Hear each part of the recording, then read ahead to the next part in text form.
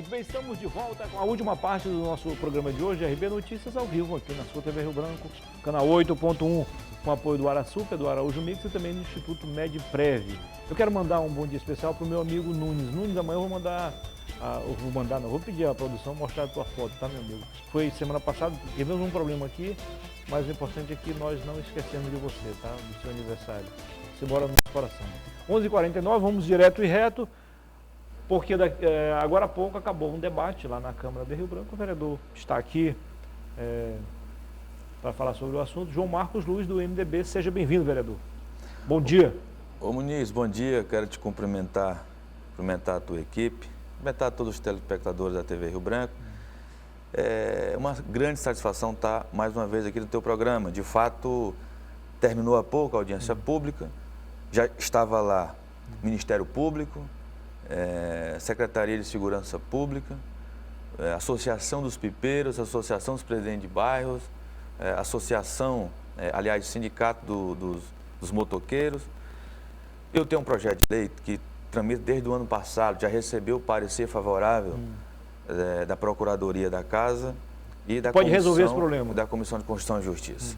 Ele pune com a multa de R$2.000 o comércio que vender produtos que faz o cerol.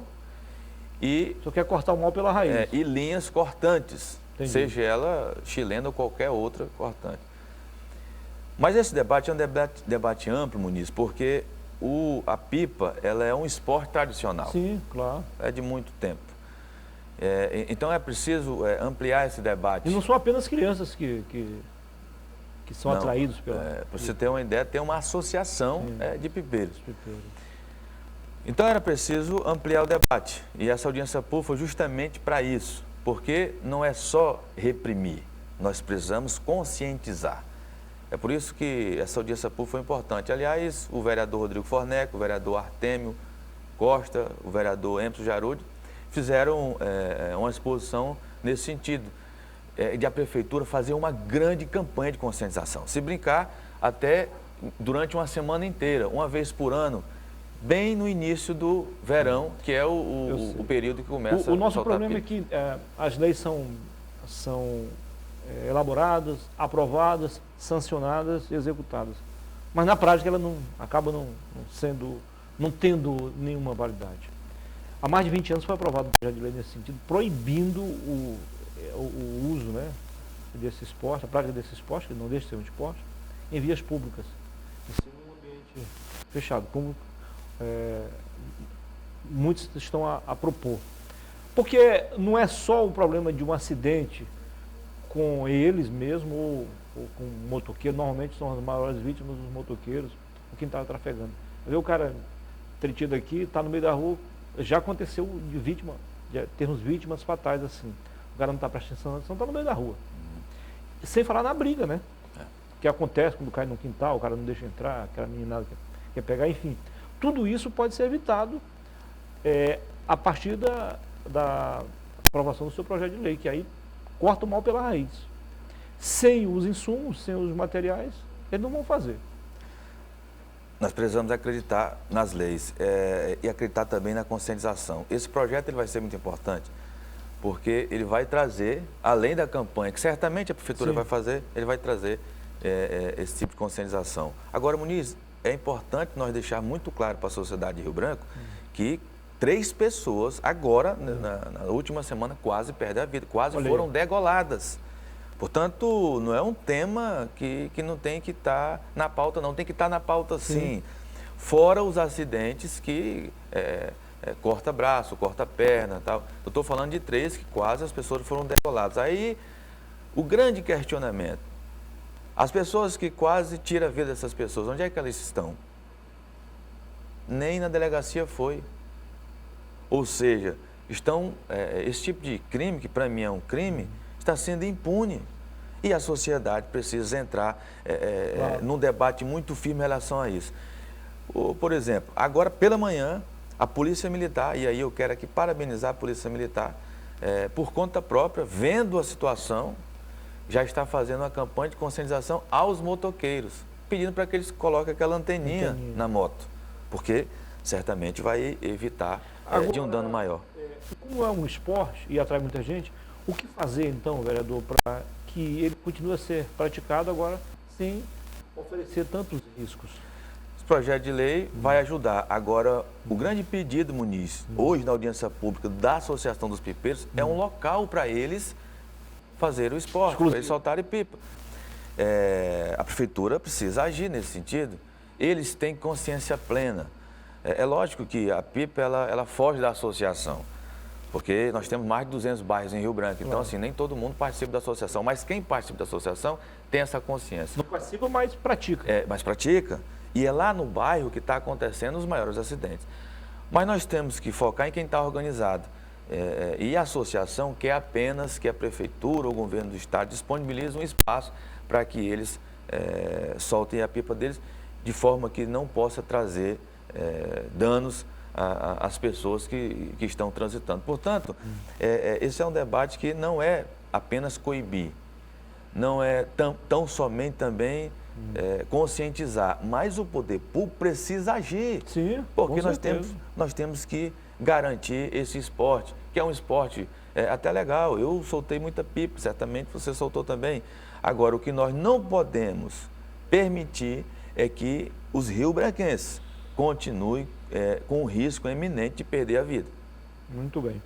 O senhor tinha um outro assunto, o senhor gostaria de debater aqui, o senhor está preparando, já preparou um projeto de decreto legislativo. Muniz, olha... O que ele versa?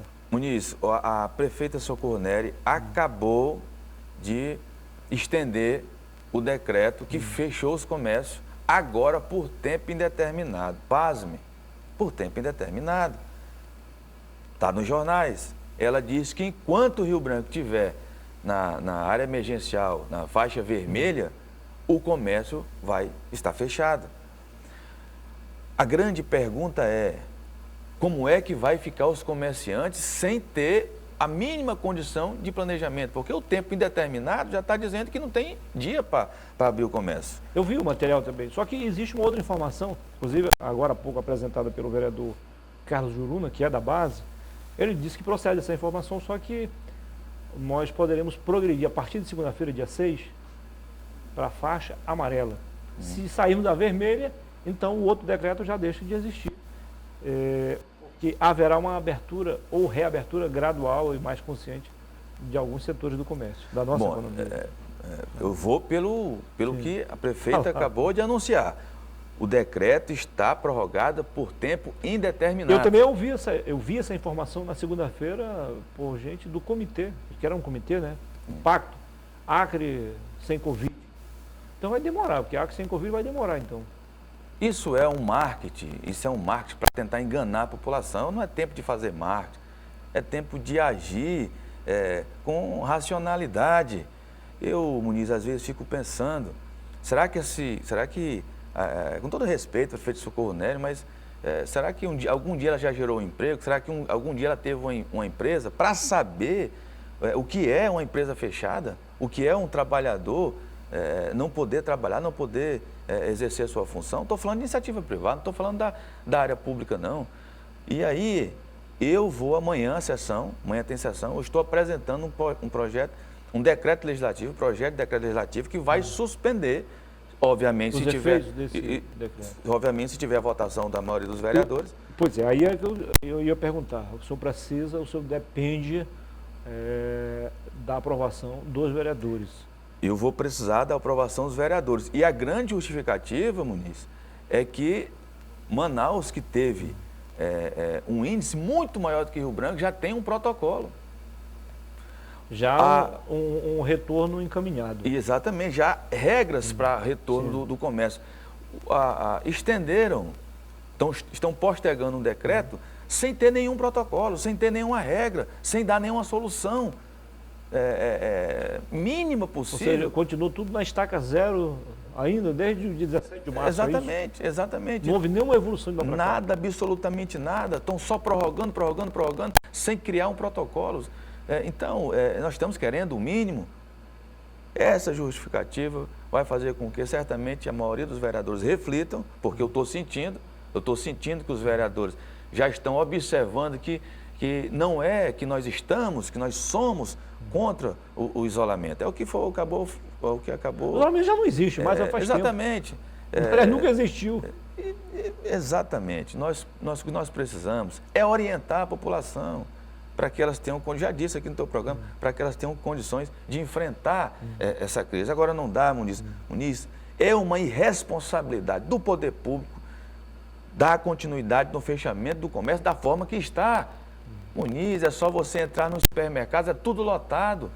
É como foi dito agora há pouco por um entrevistador anterior, os bancos ontem tudo lotado. Que isolamento social fracassado é esse? E querem continuar o fracasso?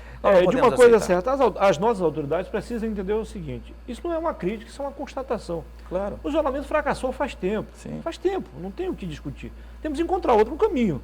Se é esse que eles estão querendo, eu não sei. Mas que fracassou, fracassou. Isso é um ponto que não precisa nem ser debatido. Todo mundo já sabe disso. Agora, vereador, tem muitas autoridades aí, muitas lideranças, achando que o governo acabou abrindo mão de um direito, abriu mão, ou seja, transferiu essa responsabilidade, melhor dizendo, para o município decidir. O senhor também entende assim ou não? Olha, eu lamento, mas a minha constatação é que o governo, desde o início da crise, ele já começou sem nenhum planejamento, sem saber o que fazer. E jogar a toalha, digamos assim, jogar a batata quente. Mas o senhor há de convir que aí não foi só um privilégio nosso, não, entre aspas. Todos os governos, todos os estados, também no início não sabiam o que fazer. Era um passo, depois voltava, vai lá. Porque a situação é muito, muito difícil, muito complicada. Eu me refiro no sentido do mínimo de preservação. Entendi. Da vigilância sanitária está lá no aeroporto. Sim. Quando começou, o vírus, alguém trouxe o vírus. Você acha que demoraram a fechar os aeroportos? Não digo nem fechar, eu digo a vigilância sanitária está lá para controlar quem entrou, quem acompanhar está, quem as pessoas. Eu estou falando nesse sentido, então não houve nada disso. Desde o início o governo apostou no fique em casa, apostou no medo. Jogar a batata quente agora para as prefeituras, para mim não é nenhuma diferença, né?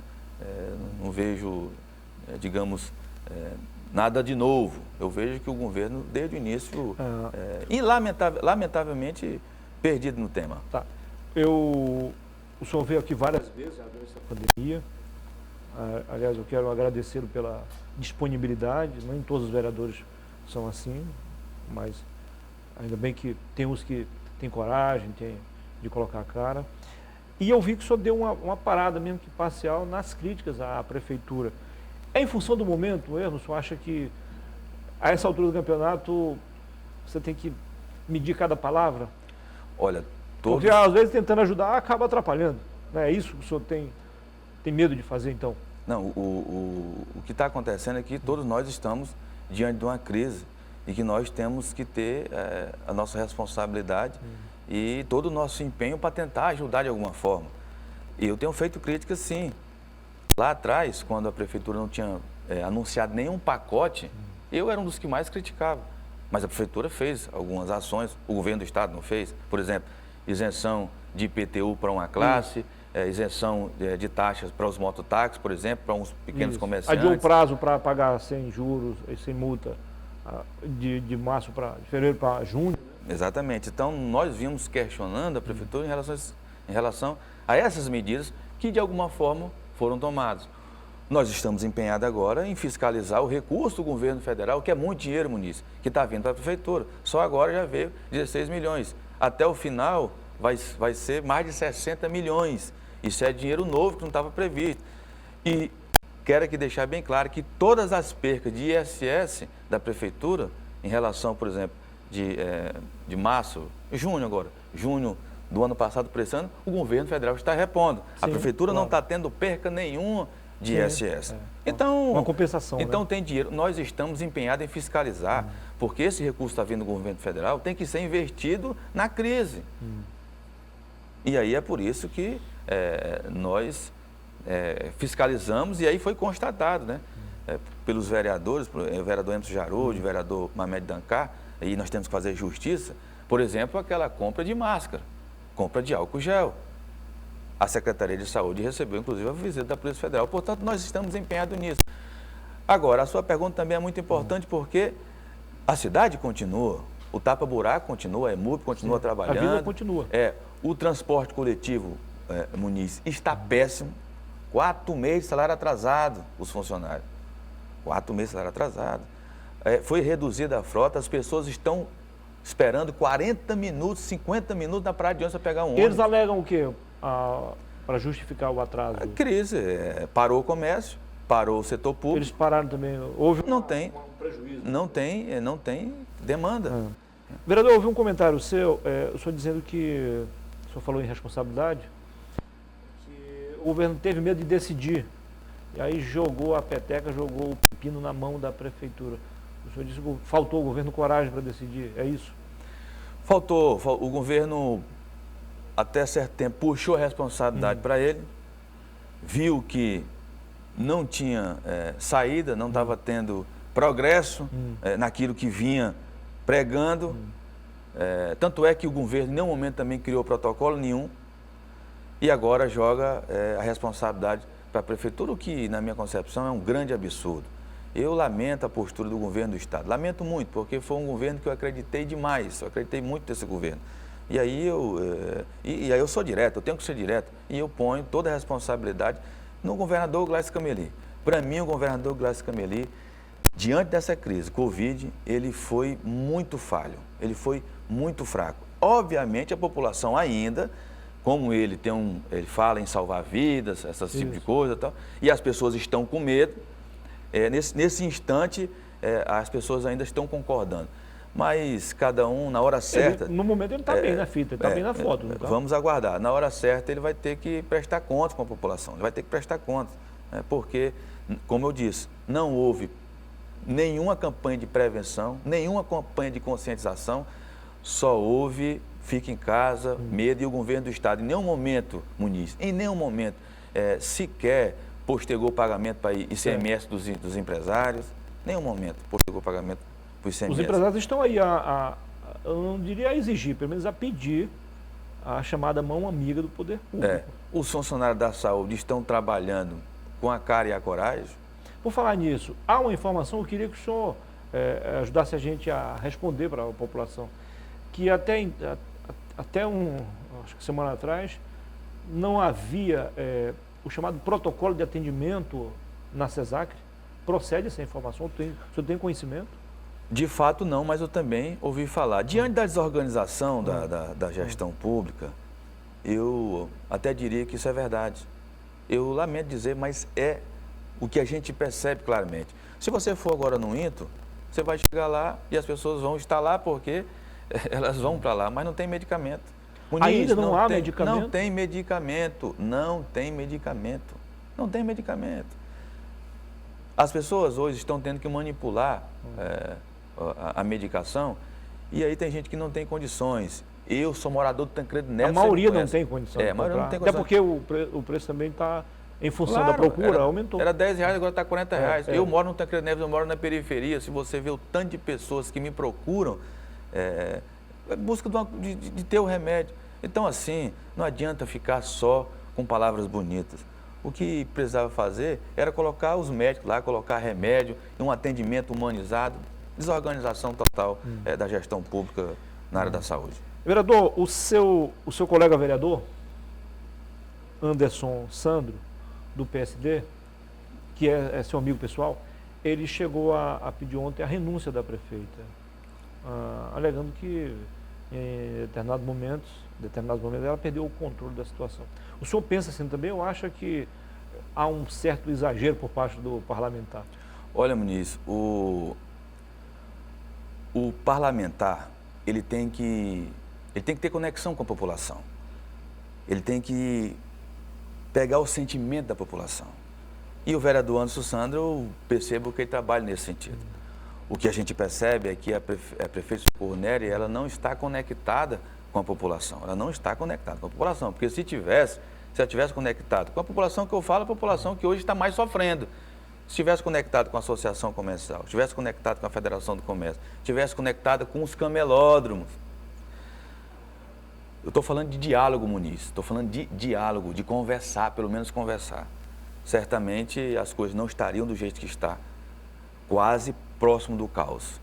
Eu acredito que o vereador, tendo essa conexão com a população, identificando isso, ele, como parlamentar, sugere, pede que a prefeita renuncie. Ou seja, se não está dando conta, tem que sair. Ele sugeriu. Porém, se ela não renunciar, aí ele disse que vai trazer um processo, e aí com dados, com fatos, com provas, e vai pedir o impeachment da prefeita. O senhor aprovaria essa iniciativa dele? Primeiro ele faz uma sugestão. Certo. Para uma reflexão da prefeita Socorro Nery. Posterior, ele vai trazer provas, ele vai trazer um processo. Aí eu preciso analisar o processo. Eu preciso ver o que é que consta, o que é que o vereador tem de constatação e aí, após é que eu posso dar a minha opinião. Como é que vai o embate entre oposição e situação lá na Câmara? Embora a bancada de oposição tenha a minoria. Nessa legislatura e na grande maioria das vezes o governo sempre tem a maioria, né, Muniz? É normal. Agora, o vereador Eni Lima, o vereador Anderson Sandro, o vereador Emerson Jarude, que ele disse que não é oposição, ele é independente. Mas eu coloco ele também no campo de que combate as más gestões, as más posturas, digamos assim. A vereadora Lene Petecão, nós fazemos o que a gente pode fazer. A bancada do PT está na oposição, está neutra, como é que está? Nós vamos saber amanhã. Na votação lá. Porque amanhã vai ter uma votação que pode aumentar, que pode aumentar, né? Se os vereadores, a maioria quiser, vai aumentar. A alíquota do funcionário público. Certo. Vai aumentar a contribuição da Previdência, de 11% para 14%. Mas a maioria já está assim também, né? Exatamente. A vereadora Elzinha Mendonça, que inclusive testou positivo, ela admitiu, e ela fez uma explicação. As justificativas que ela apresentou convenceu os vereadores de oposição, por exemplo, o senhor? Na minha concepção, não. Tem que aumentar, é uma lei federal, tudo bem, mas não pode jogar a culpa no presidente Jair Bolsonaro. Isso aí é politicagem. O que nós queremos, Muniz, é que a prefeita Socorro Nery ouça os trabalhadores. Porque se tem que aumentar de 11 para 14, a prefeitura pode dar uma compensação, a prefeitura tem que fazer alguma coisa para que os funcionários públicos não percam. O que está acontecendo é que o sindicato não conversou com os funcionários. E aí, na audiência pública que nós fizemos, aliás, na reunião que nós fizemos, eu percebi que os sindicatos a diretoria do sindicato, está em conexão com a prefeitura. Eu conversei com a prefeita em off, ela me disse que não quer que aconteça com o RB Prev, o mesmo que aconteceu com o Acre Previdência, que hoje está falido, né? O Estado tem que investir milhões e milhões de reais por mês para manter o sistema funcionando, para garantir a aposentadoria de milhares de trabalhadores, de funcionários que foram aposentados. Pois eu posso dizer para você que o RBPF tem uma saúde muito boa, viu? Tem uma saúde muito, muito boa. Obviamente, tudo que puder ser ampliado, vai ser ampliado. Eu não estou sendo contra o projeto, não. Estou sendo contra a falta de diálogo com o funcionalismo público. Nós não podemos permitir que eles saiam perdendo. Sem isso, o senhor não vota a favor? Sem isso, eu vou votar contra. Legal. Muito obrigado, vereador. Foi sempre um prazer recebê-lo aqui. Sucesso. E parabéns também pela audácia, pela coragem, pela disposição de lutar por aquilo que o senhor acredita. Todo sucesso aqui para a TV Rio Branco, viu? Muito obrigado mais uma vez pelo convite. Muito bem. A gente volta amanhã, se Deus quiser, com mais um bom programa para você. Só lembrando, alguns destaques aqui, dá tempo ainda, Neto? Alguns destaques aqui do riobranco.net, tá? Cadê? O que houve aqui com o meu celular? Tá. Olha só. Alguns destaques aqui. Últimas notícias. Olha só, o PT está, além de devolver dinheiro, agora perdeu o fundo partidário. Situação difícil a do PT, né? Que entrou com ação contra a prefeita. Tá? Tudo isso e muito mais você vê agora no riobranco.net, o portal mais bem informado da nossa região. A gente volta amanhã. Tenham todos uma ótima tarde. Valeu, pessoal. Fiquem com Deus.